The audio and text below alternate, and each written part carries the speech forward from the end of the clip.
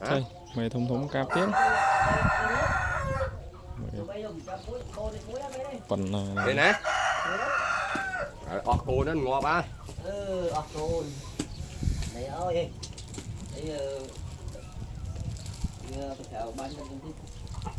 Nó phần đó. Ngồi bà đắt đó. Ừ. xanh cha chiên à đi xây đó. Chiên không? Gọi xây vuông. Hả? Cùng ra đi.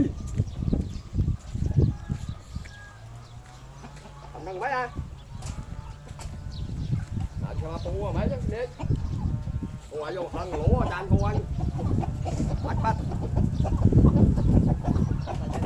Đấy.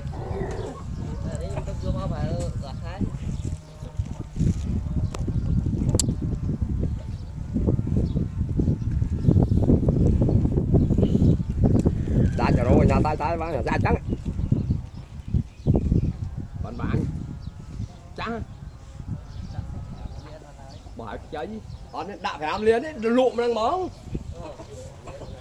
Cho làm cầu sắp mơn anh mình lụm rồi đó.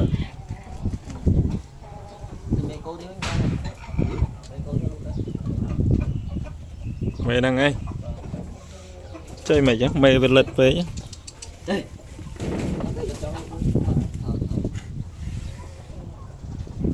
Đỏ lần đỏ có đó. Mày ấy đỏ lần mất.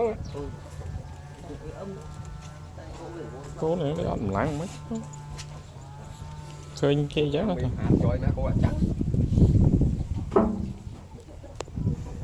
Mày đó là con mình.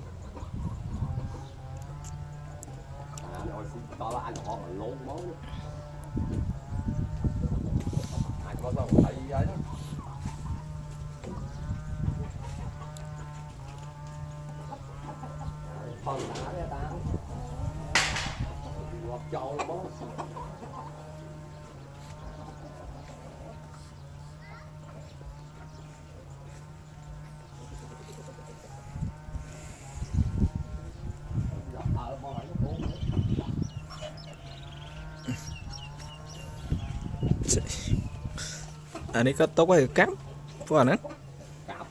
Chứ anh ấy vẫn là từ 3 ca đó cắm đấy. Ghê. Cặp thịt lòi cô ta nó mới là lò mấy cái cặp đấy.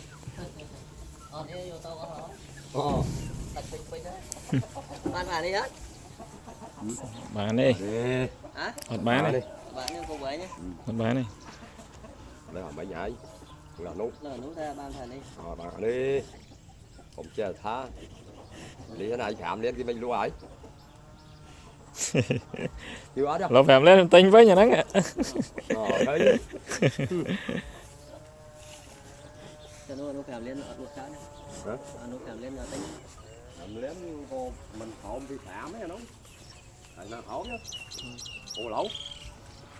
Bỏ ô để ba dễ rồi mà tinh buôn lên dân bán. Thì buôn lên bán có đo là buôn lên dân nó đo rồi lại Mình nó mới nuôi thế đó. cầm bán. Mình nuôi còn mập lên đó. Mình nó mất. Nhầm nắng. Vậy đó là khoai cô phía dưới nôi mình đọt lá hai cái đó. Mạng cô qua nhóm. Tôi hụt hiện đó.